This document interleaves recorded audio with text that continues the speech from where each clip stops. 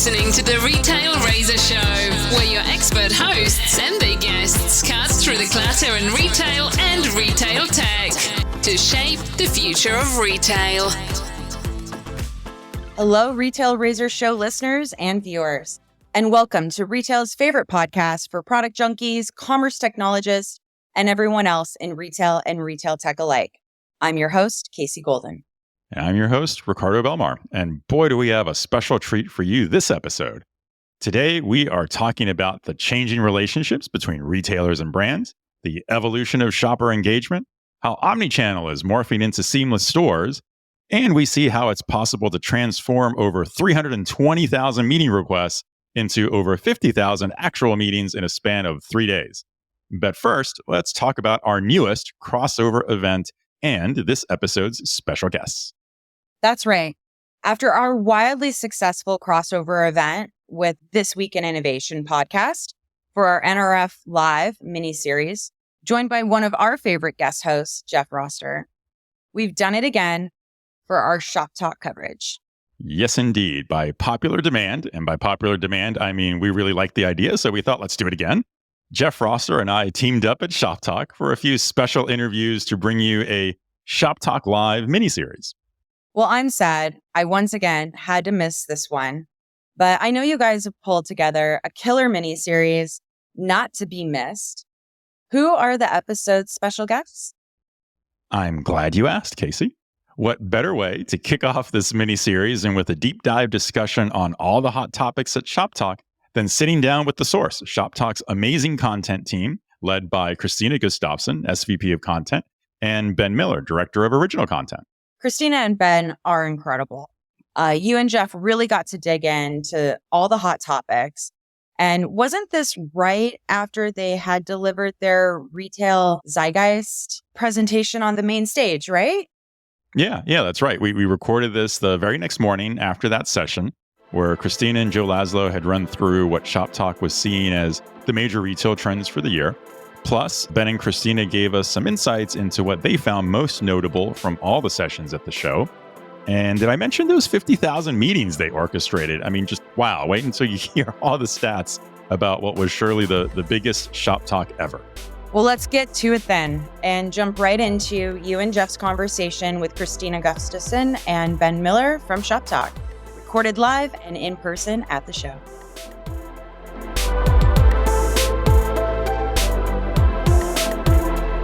Hello, everyone, and welcome to our special Retail Razor crossover event with This Week in Innovation. I'm Ricardo Belmar, live and in person here at Shoptalk 2023, and I am here with the myth, the legend, Mr. Jeff Roster from This Week in Innovation. How you doing, Jeff? Really good, Ricardo. I'm so proud of both of us. We're here last day, right, literally working the show to the last minute, and that's how right. we roll. That's what we do. That's what we do. That's right.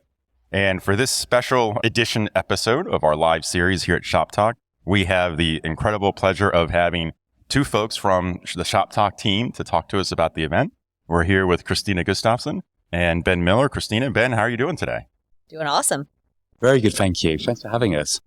Fantastic. So let's jump in. And I think, one of the probably maybe not most interesting, but something I'm sure everyone wants to know is just to give us a little bit of data around just how big a Shoptalk was this year. Yeah, happy to start. 10,000 plus attendees, our largest crowd so far. I would say, though, what I take away even more than the size is just the quality of the attendee. So it really sort of felt like this was the big year. I know last year was technically retail's big reunion, but with the loss of corporate travel bans, people just really being back down to business, the caliber of attendee, the amount of retailers and brands we had attending the show at a very senior level was one of the big takeaways to me beyond just kind of the scale of the event. I know we'll probably talk about Meetup a little bit later, but we also were able to facilitate 50,000 meetings for the course of 2 days, which was incredibly impressive. Other things to note about scale, 275 speakers, 50 hours of content, 80 sessions, 7 content theaters. So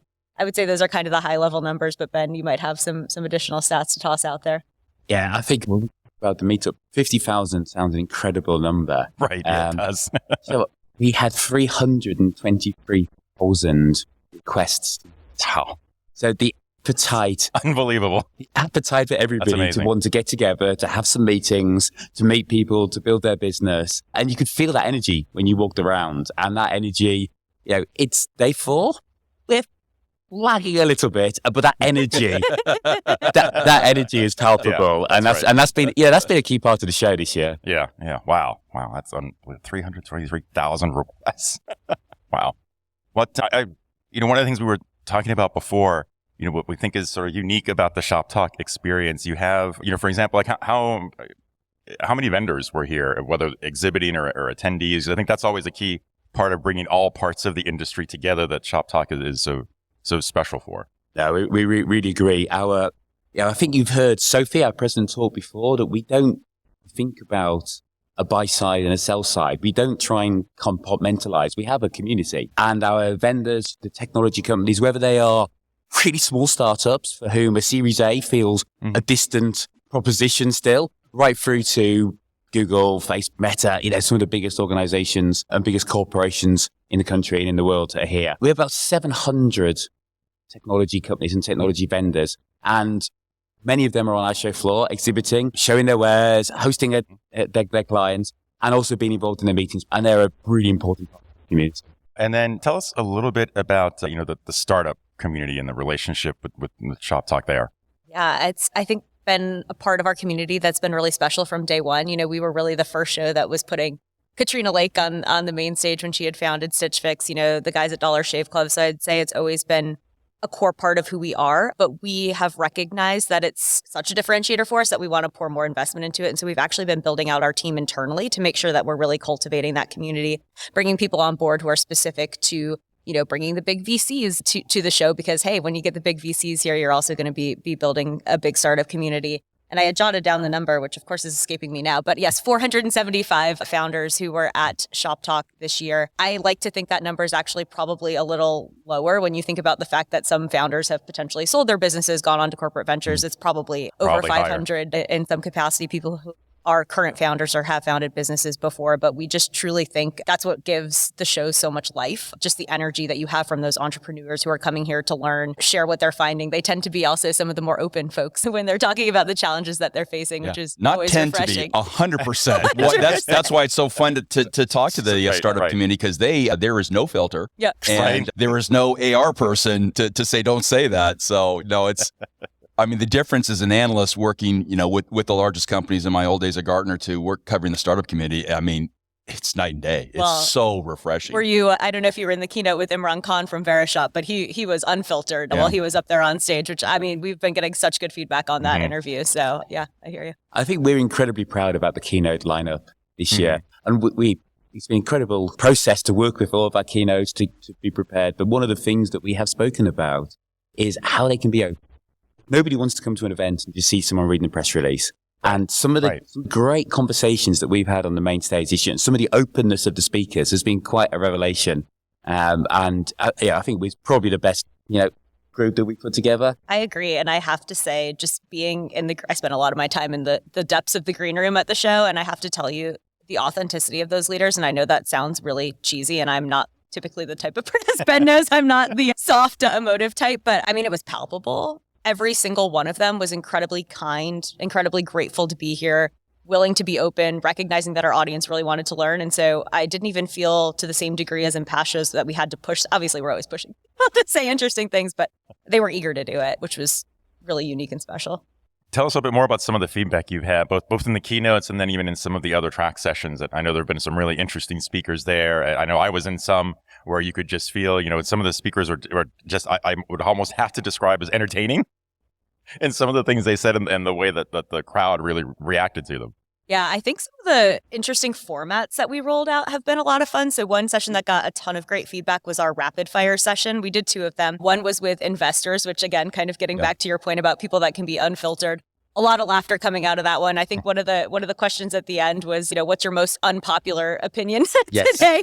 And just really kind of, you poking and prodding them. So that one was a lot of fun. I'm stealing that one. Yeah. That's going to be my one opinion question. Right, yeah. Yes, exactly. We gamify it. There's a really loud, obnoxious buzzer when people run out of time. They have their 4 minutes. So that was a hit. And then we also did one on tech investing, which was really fun. It had CB Insights, Ulta Beauty, and Patagonia on it.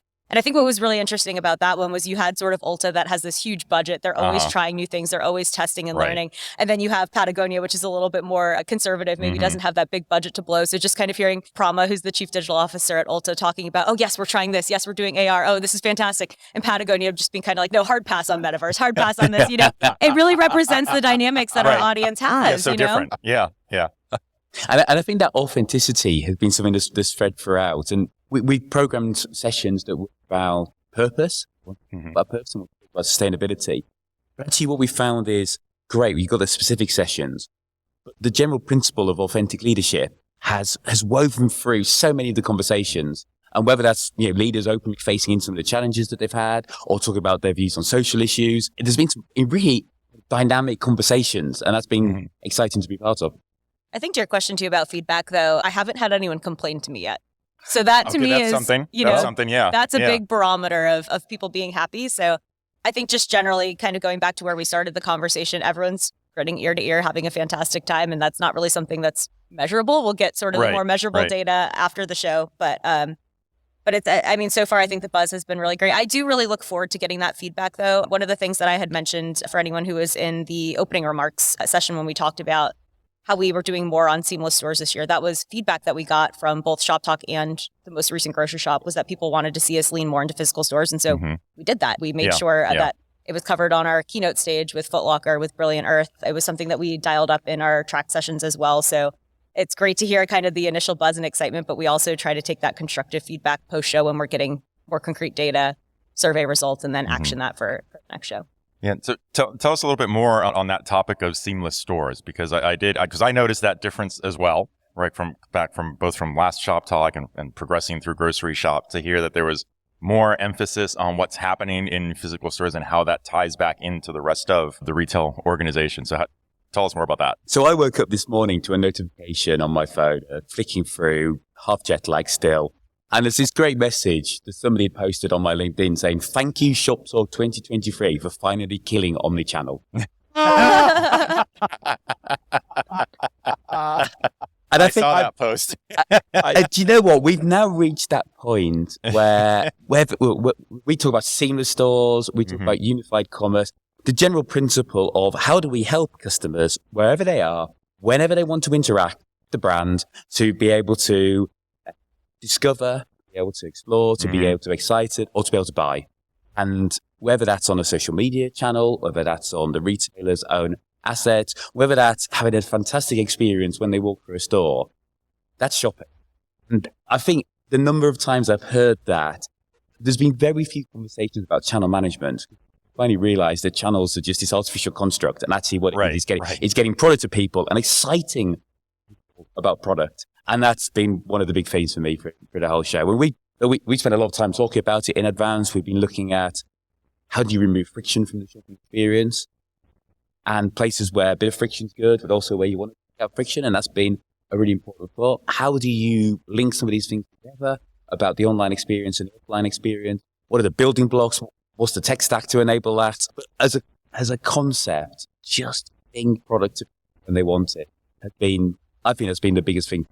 One of the cheesy jokes I didn't get into the zeitgeist was, it reminds me of the Nintendo Switch, where you're playing on your handheld and then you plug it into the TV and your game is picked up, exactly where you were in the game progress. You don't have to finish a level. That's how my brain thinks about what unified retail should be going forward. I didn't have room for it, though. We were already 5 minutes over. But in all seriousness, the example that I did share, which was probably more valuable to the audience, was Brilliant Earth, right? You go online, you do an online consultation, you get to the store, hey, here's 5 rings that we picked out for you based off of what you told us online. Like, I think that's kind of how we're thinking about unified these days. It's less about shopping where you want, when you want, and making that a continuous experience. Because we didn't want to undermine in our Zeitgeist presentation that frictionless isn't hard and it isn't important. But I think where we landed is more companies have solved for that already, right? The amount of companies that have curbside, that have redesigned their store formats, I think that kind of more progressed, if you will. And I think unified is really still in its early stages, seeing what companies like Brilliant Earth are doing. The other speaker who we confirmed was the chief digital officer from Panera. And they recently signed that deal with Amazon One for the biometric scanning in their stores, linking to loyalty programs. So that's another great example. And it's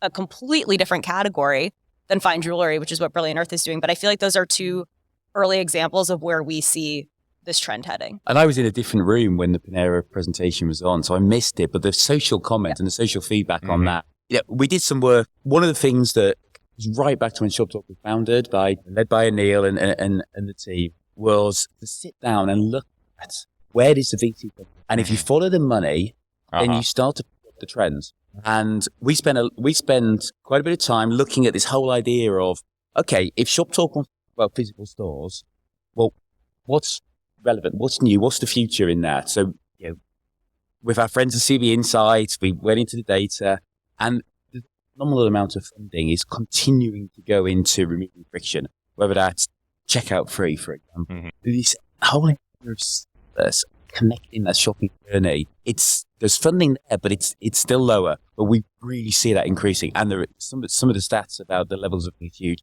So we believe that's only going to get more, and that's only going to snowball. So understanding that further, pulling out great examples. We talked on the main stage about Zara and some of the work that they're doing in their flagship stores. Zara is certainly the biggest apparel retailer in Europe, not parent company Inditex, one of the biggest in the world. They're still only doing it in a couple of trial stores. So the potential is absolutely huge, and we want to celebrate trials like that. Right. Yeah. No, that makes sense. Yeah, that's music in my ears. Yeah. I mean, I've been fighting Omnichannel forever. No offense, but when your competitor coins the term, no Gartner analyst should ever use that term. What's funny, the funniest thing I ever had is somebody one time, no offense to the vendors in the room, but a vendor one time asked me, hey, do you have omnichannel IT spend? And I said, well, I do, but you have to define what you mean. And the conversation went dead. He had no idea what he was looking for. I absolutely love that. My favorite thing is when people apply to speak at Shoptalk and we're like, what do you want to speak about? And they're like, oh, omnichannel. Or, I want to talk about e-com. And I'm just like, give me more. Okay, give me more. Right. Could you be a little more vague? Yeah.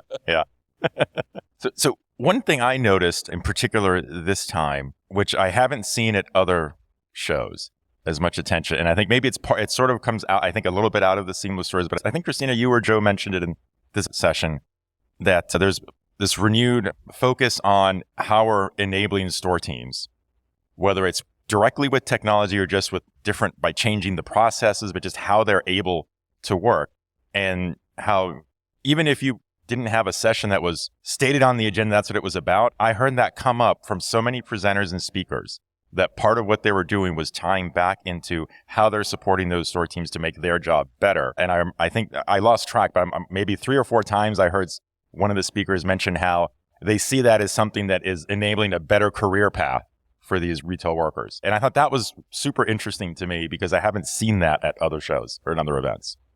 I mean, let me give a big picture view, and I'll pass over to Krystina for a bit more detail. I would say take one step back from that. And the first step back from that is the investment environment that we find ourselves in right now.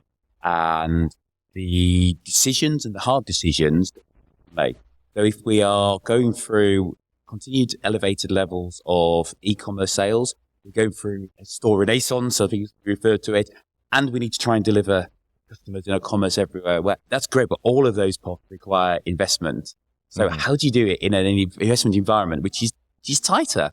And this has felt a really optimistic few days, but we are pretty cognizant of the environment that we're in. The number of speakers that I've heard talk say in that environment, the 2 things that they focus on now are people and talent, and also the store infrastructure. If you take that together and you think, okay, well, where's the investment in people in stores?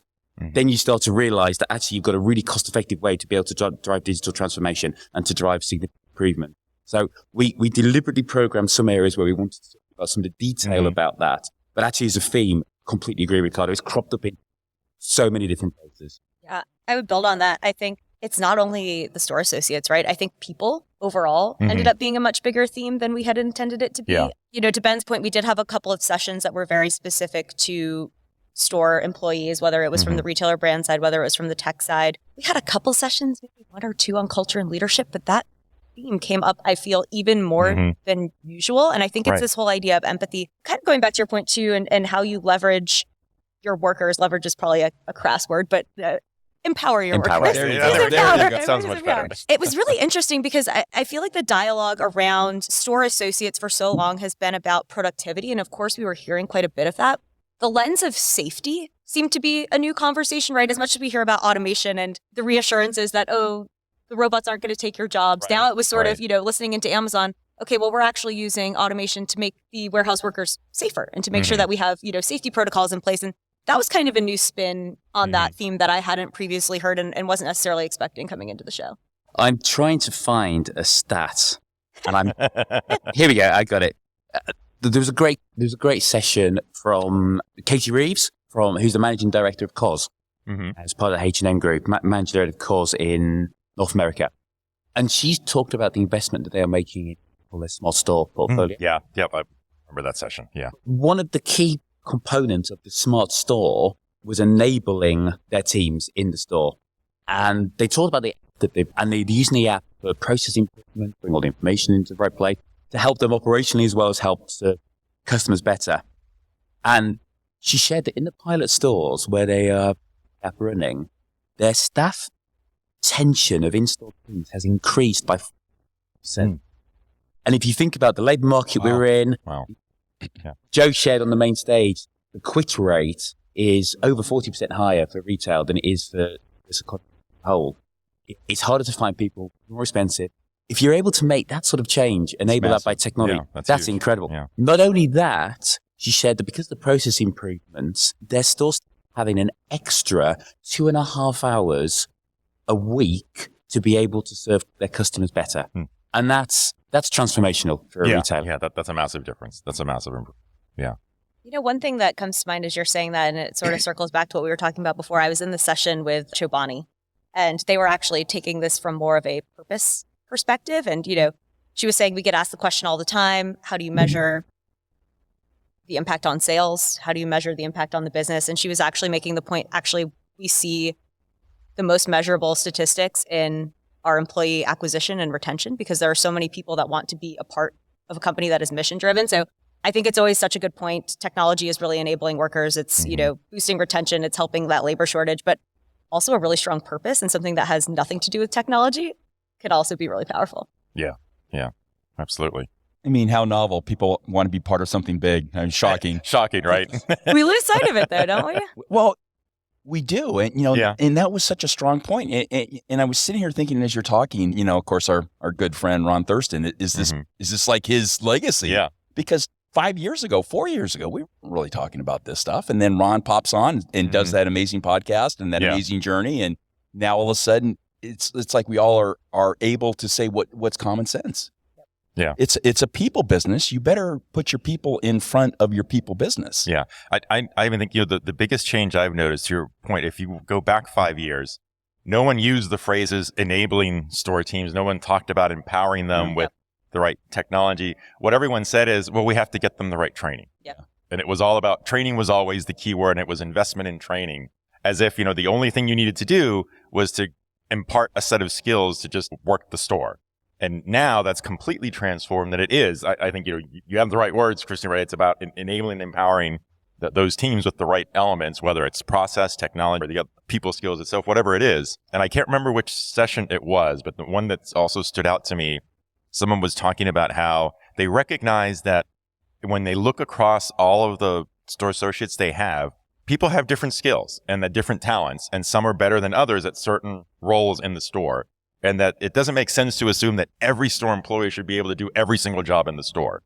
And especially if you start layering in things now like live streaming, for example. And this was one that I keyed in on because you may remember this, Chip, because some time ago on the podcast, we talked about this idea, and I had, and some other conversation I had with Retail Wire, I think. We talked about this idea that the retailers have this inherent talent in some of their employees because, let's face it, if you go by just by age demographics alone, odds are in most retailers you have employees in stores who may have their own YouTube channel already, independent of that job function. And they're good at this and they like doing it. So it makes sense for a retailer to kind of take advantage of that in a sense, right? And encourage those skills.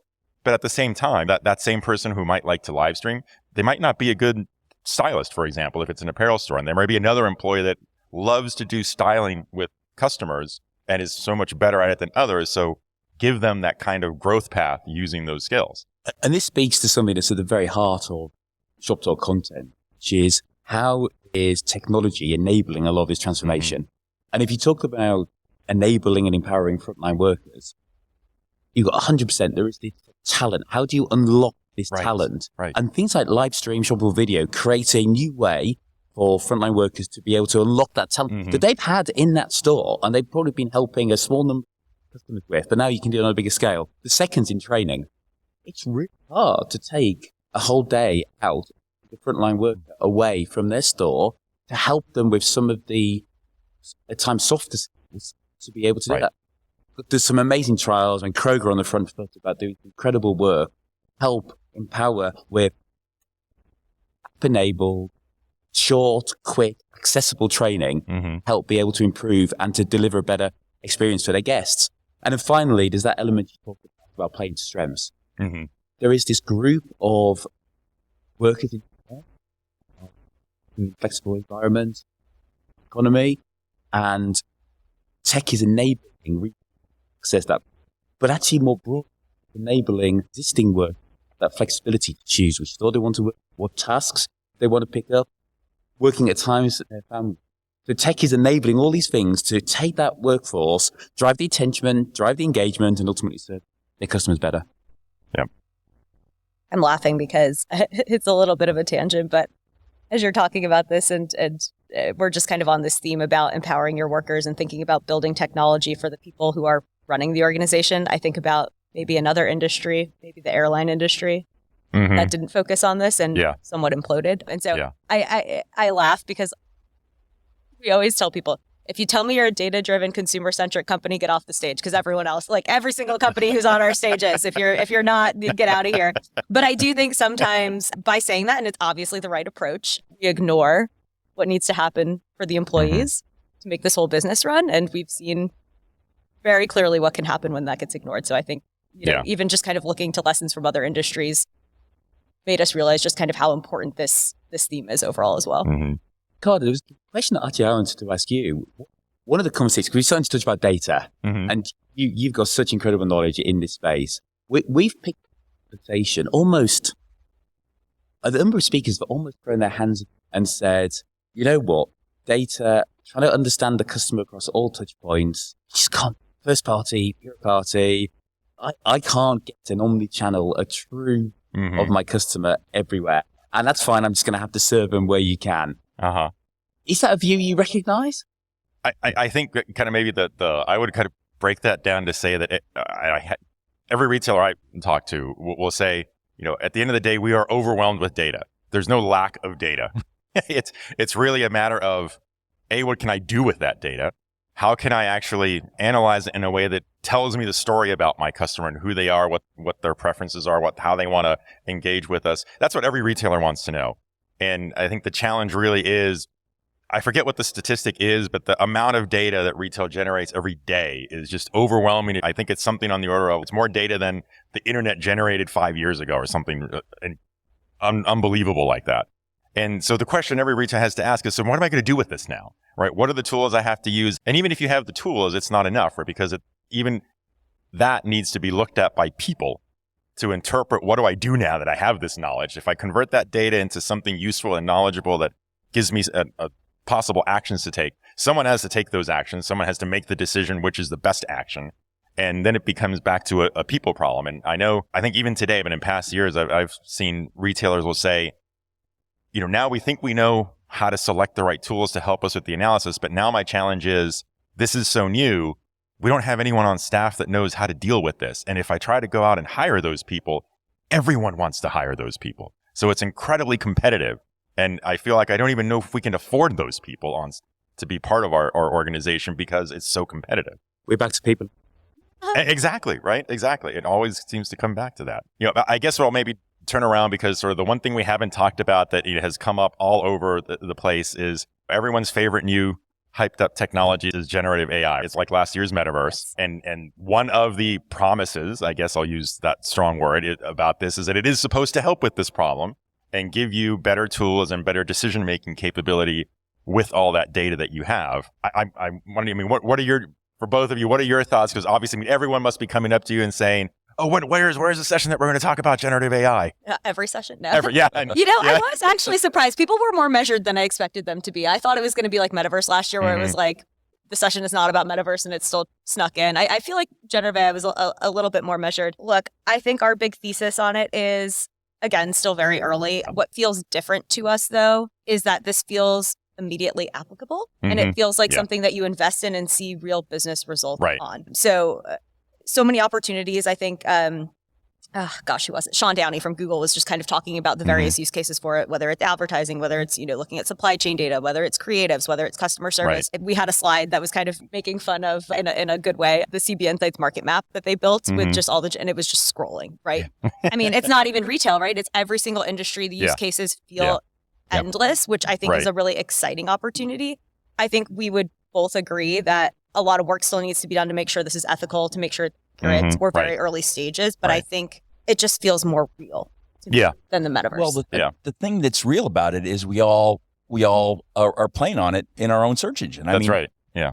I wanted to ask, the Microsoft guys we talked to yesterday, just how many more hits on Bing has gotten in the last Because that's all I've used. It is like 150 million extra users every day. Exactly. It has to be. And so literally, there's no technology that every single person is using that it has this immediate impact in the business. I mean, we all didn't pick up point of sale devices, or all didn't pick up whatever, but this one thing hit. But we were tracking it from a startup perspective. I mean, the amount of spend in AI even 2, 3, 4 years ago, it's orders of magnitude compared to everything else. And then it just exploded. Yeah, it's just in the last. And then it got a little controversial. So then people even used it more, and everyone's trying to trick it and all this stuff. And, it kind of became a game. But I think you hit on something really important there, right? One of the biggest problems with the metaverse conversation, and we were very clear about this last year as well, the learning curve. Yeah. To even understand what it is, to understand what blockchain is. Right. Is virtual gaming actually the metaverse? What is it? Goggles, ChatGPT. Yeah. Like my parents can go on the website, type it. It is so easily accessible and it's so easily understandable. And I think that's why you've seen just meteoric rise in interest compared to the metaverse. And the other thing is, if you break it down, there is 3 potential areas that generative AI can help with, which are the mental challenges. Number 1, can I make repetitive tasks more efficient? Mm-hmm. And scale retail is the efficiency of process. Yeah. That's what it is. It's about scale, right? It's about scale. Great. This is something that can help it. So of course retail is going to lean in. The second is, can it help drive commerce everywhere? We started the conversation with seamless stores. Right. The amount of copy and creative that would be required to be wherever your customer be is mind-boggling. Generative AI might be able to help. And thirdly, that the holy grail of mass retail, physical, of personalization. We've talked about it every time. And the reason we talk about it every single conference is because we haven't cracked it yet. Right. That's right. Generative AI has the potential to be able to help in some other areas. So there's 3 absolutely core retail drivers that we can see cases for. So no wonder people are excited. On the plus side, we were in the staff room just before we came down, and we brought up ChatGPT, and I asked ChatGPT, what were the key themes from Shoptalk 2023? And of course, he told me that unfortunately it's historic and can't do that. So Krystina pointed out that maybe our jobs are secure for another year yet. So we'll take that. That's right. Yeah. No, I think you're spot on that. I mean, I like to I steal a quote from one of my colleagues at Microsoft who tells everyone in every meeting, if I haven't had 5 retailers I talked to today about generative AI, it's only because the 4th retailer didn't get off the phone with me till the end of the day and I couldn't get to the 5th call. I like that. That's a good one. And it's so true. And I think you're right about the different categories. I mean, one of our favorite customers that we talk about is CarMax, where they've taken this technology and, they found that one of the pain points in their customer journey is people go to their website and they want to research the cars they have in inventory. And one of the tools, of course, is to look at reviews and comments from people who bought past cars. Well, there are thousands of reviews. So you go on there, and if you want to look at a car, what's your choice is to read 1,000 reviews before you decide what you want to go look at. Or maybe you just give up, or you find some other tool to help you do that research. So they've actually leveraged these tools now to do all of that summarization for you. So you can go to their website now and you give it the parameters that interest you about a car, and their new AI tool just comes back to you with immediately the summarization across all those thousands of reviews. Here are the key points that you're interested in. Here's how it compares in these cars that you chose to look at. I need this so bad. Wow. The joke in our household is whenever we travel, I don't read anything. I see a pretty picture and I'm like, book, and it kills my husband. He is like the one that's reading like hundreds. He wants of to reviews. research everything, right? Oh my God, every single thing. Well, I think the bar's in the wrong place in this hotel, or the room was only this many. Yeah, he's he's on it and I am not. So this will help me be a better travel partner. There you go. So I guess let me shift then to the kind of the last one trending thing I wanted to ask you about, because it's one it's probably one of my favorites. So over the past year, and Jeff likes to poke fun of me for this quite a bit, I've been really big on retail media networks. You knew I was going this way. And part of the reason why I've been beating the retail media networks drum for so long, because I started talking about it back in, October 2021. It seemed like 2 decades ago. Yeah. When you really started. Yeah. But it's evolved. And I think, again, you guys mentioned this in the session, that really, what does it evolve to? It's become more about retailers looking more like a technology company and offering technology solutions and services to other retailers.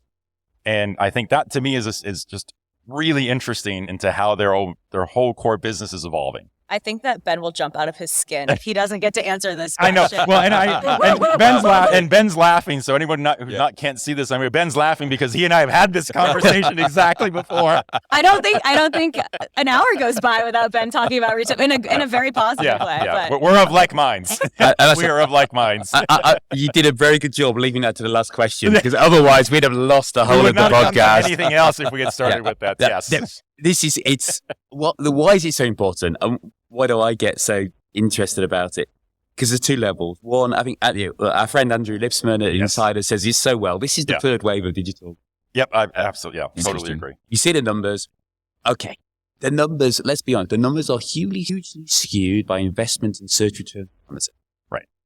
So, yes, we recognize the prize, but you've got to recognize that skew in it. But when you strip that back, there is a digital marketing channel which has the opportunity to directly access sales investment. And whether retail media is more efficient than other digital marketing channels, or it's just that you can actually prove it, then actually that proof point is really valuable. So it's a phenomenal trend. It's a huge wave.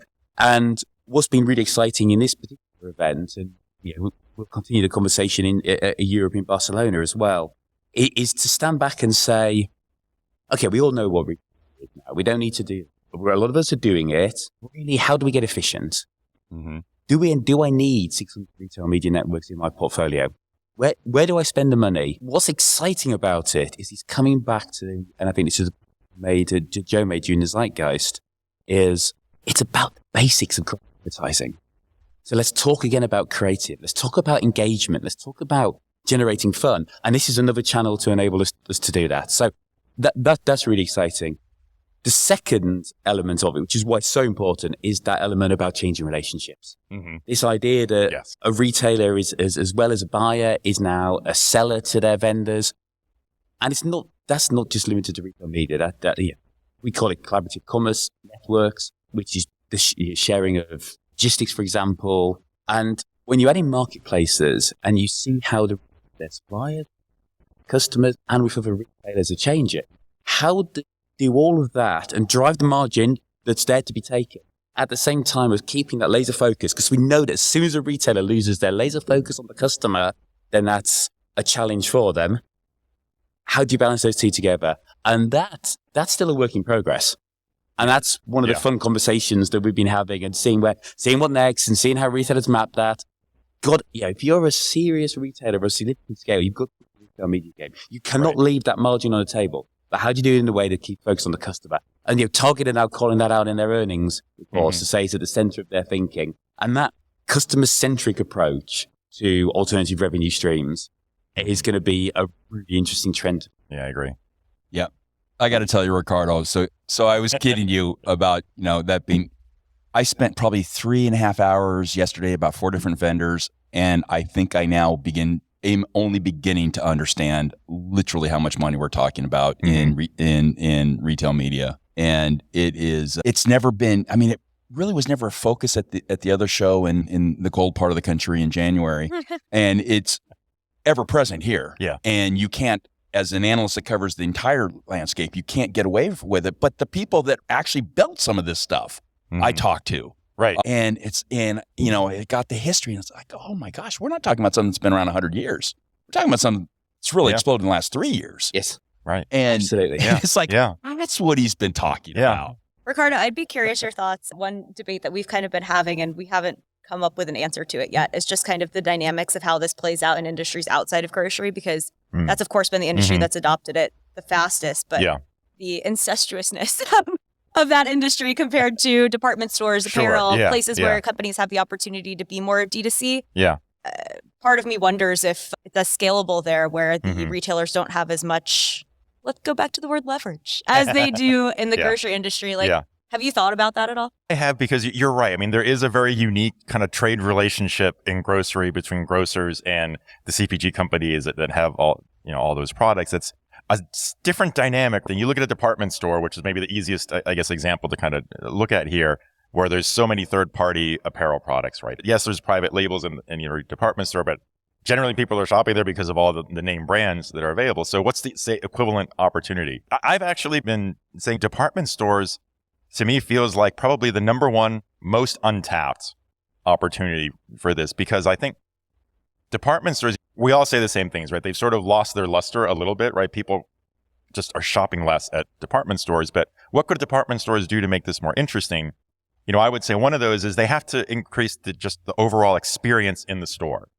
And if you think of visual impression as a consumer walking into a department store versus an apparel store where you just see apparel hung on racks, in a department store, I think the merchandising opportunities are much bigger. And if you think about the in-store advertising they can do with digital screens, not the sort where, oh, look, there's a screen hanging on the wall showing a video clip about this designer and their products, not that, right? Because anyone can do that. And that's probably my number one least favorite example that anyone can do. And I've been working with digital signage since more than 10 years.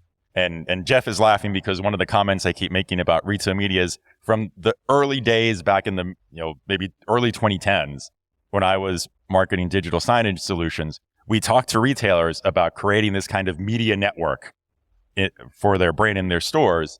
And not one retailer ever executed it well. They never got as far as, let's hang a screen here, let's hang a screen there, and then ask brands to give us content. And I suppose part of the conclusion we had is that you can't ask IT to run that operation. It really needs to be run by marketing. But if you think about what you can do with screen technology now that you couldn't do then, you're not limited by the form factor of a traditional TV monitor type screen. You can have the screen shaped any way you want.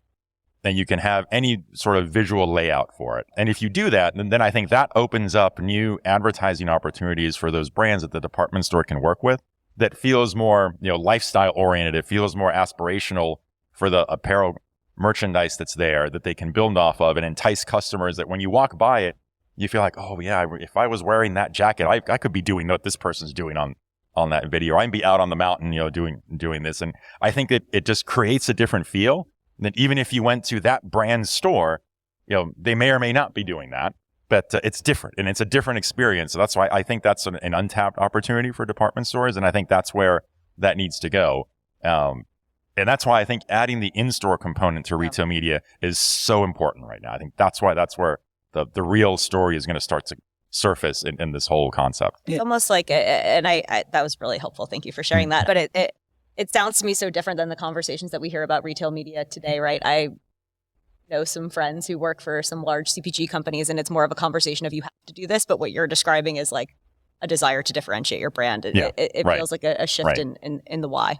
Yeah. And don't you also think, though, that with groceries had slotting fees forever. Mm-hmm. And it just sort of seems like that's a logical extension of those co-marketing laws going back and forth, where I don't even know this, but I don't think department stores really have slotting fees because the product is constantly changing. So you have other something, but not in the same way. I mean, you have, a designer like a Ralph Lauren may have an arrangement with the department store based on how much space they get on the floor and is allocated for them as a brand. And then that dictates, what merchandise do they make available to that department store versus a competitive department store that might give them more space and they make different merchandise available to them. It's kind of negotiated that way. Not quite the same as the slotting fees that CPGs do in grocery. And I think the other thing that's the big driver is the fact, just who was on the exhibit floor, TikTok, and what were they doing? There was at least 3 or 4 live streamers. So the idea that we're all creating content and want to create content. Yeah. And that now we're finally getting to the point where retailers are comfortable maybe not having everything be so hyper produced. I think the best example I have is I just love B&H Photo. And if you don't know what that is, it's the best Photoshop in the world.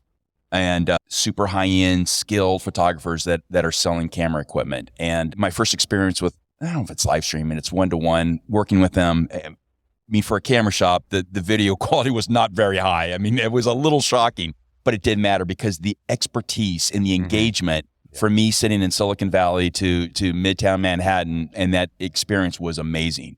And if retailers just embrace that and let their associates create or do whatever they want and produce all this content to fill up all the screens you're going to see, it's going to be great. What I don't want to see is it become so over marketed and just take the soul out of it. Because retail should be passion. I mean, I think my dad back in the 70s, in his butcher shop, I mean, it was all about passion. It was about this and that and engage and up and down and da da da. And I think in some ways, as we expanded retail, we've lost that a little bit of passion. And maybe this is an opportunity.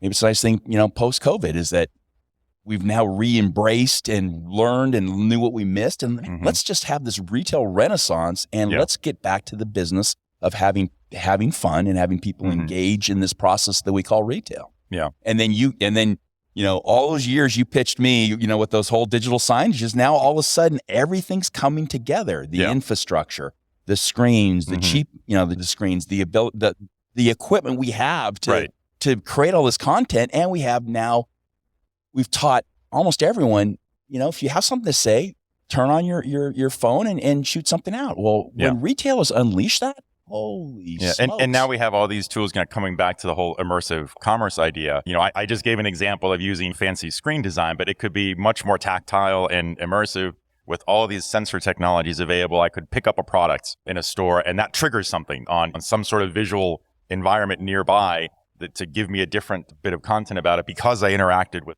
the merchandise, and that we couldn't do that before. Yeah. Right. So that's another new approach that can, I think, and again, it's in-store media. And I think that's why that's going to be such an important part of it. It's just going to be such an insane category. I mean, I almost want to go back to my forecasting days and just start trying to build a model out of that because it is going to be a massive number. Yeah. Well, I guess maybe the last thing to kind of wrap us up here, and we talked a little bit before about just how how Shoptalk is changing itself, and you guys announced a new fall Shoptalk for next year. So, I mean, anything you can share with us about how Shoptalk itself is evolving? Well, we are taking on new challenges, listening to customer feedback, and just really kind of growing the brand in new and exciting ways. I'll let Ben kind of tell you a little bit about Europe because that's in 6 weeks' time, which is hard to wrap your head around, but that's going to be really fun. In Barcelona, we've got 175 speakers. I'm stealing all your thunder, but a fantastic lineup that's going to be in Barcelona. And then I think, Ben kind of said it earlier, with just the number of meeting requests that we saw in our platform, we recognize that doing this once a year just isn't quite fulfilling the appetite that people have. And so I think you'll see us lean a lot more heavily into the networking component. I think we have a real differentiator there with the Meetup platform. It's not something that other events in the retail industry have. And so it's a real competitive edge. The fact that it's powered by technology, even if someone tried to do it, there's just feasibly no way to do it manually. And so I think you're going to see us lean really heavily into that. And I think, to your point about getting back to business, we love content. We're the content team. We're always going to talk about how fantastic content is, but the reason people are here is to be part of our community, right? And so the more that we can do to enable that is, I think,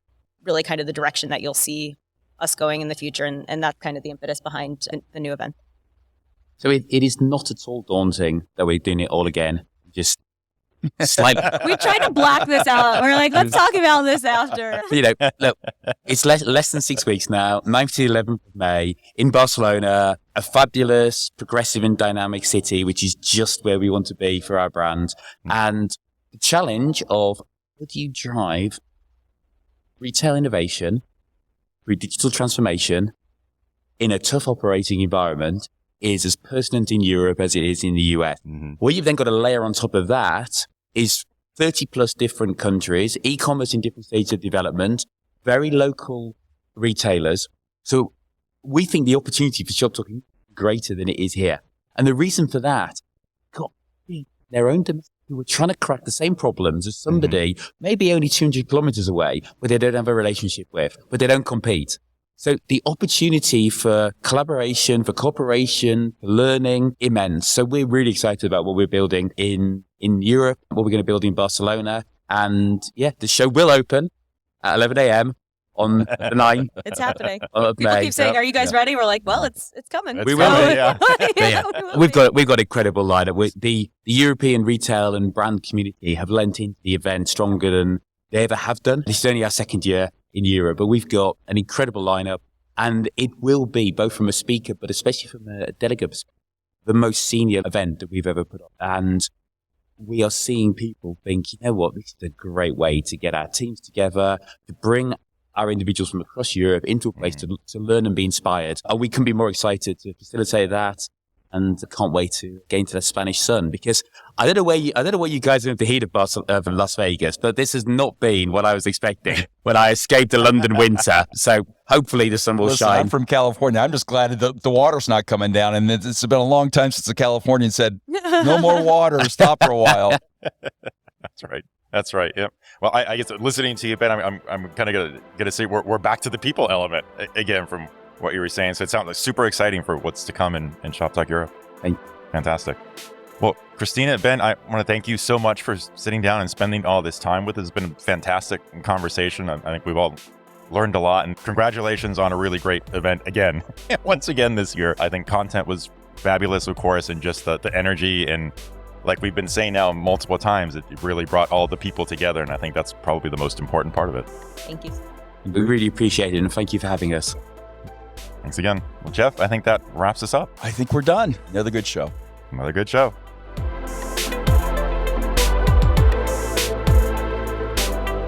Wow, that was such a great discussion you guys had with Krystina and Ben. And you covered so much ground. And no surprise, you had to cover generative AI and retail media networks in there too. Yeah, that's true. There's no escaping the impact of generative AI right now. And yes, it did kind of feel like last year's metaverse. I mean, it was everywhere at the show, in the sessions and everything. But I think there's an important difference that we kind of touched on, that metaverse at last year's Shoptalk was all about experiments, right? Trying to see what consumers would like. How would you transform that into commerce? But with generative AI, the use cases are already out there. They're being implemented with real world results, as we heard in some of the sessions at Shoptalk. Plus, this doesn't really require consumer adoption like the metaverse does. It's more about operations and efficiency so far.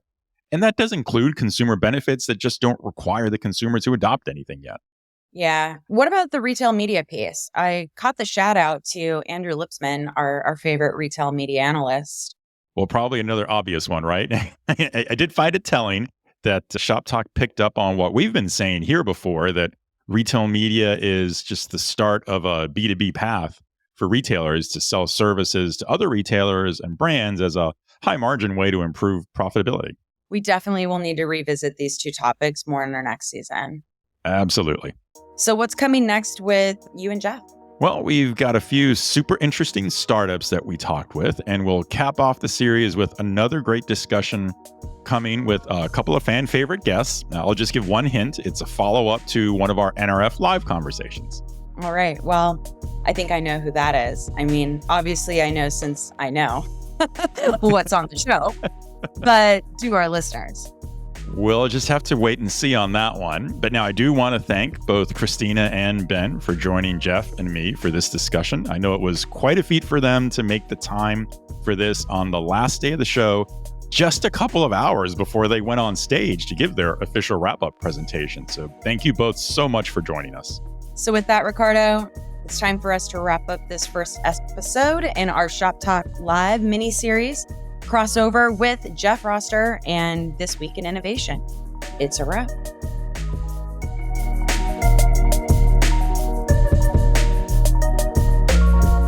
If you enjoyed our shows this season, please consider giving us a 5-star rating and review on Apple Podcasts.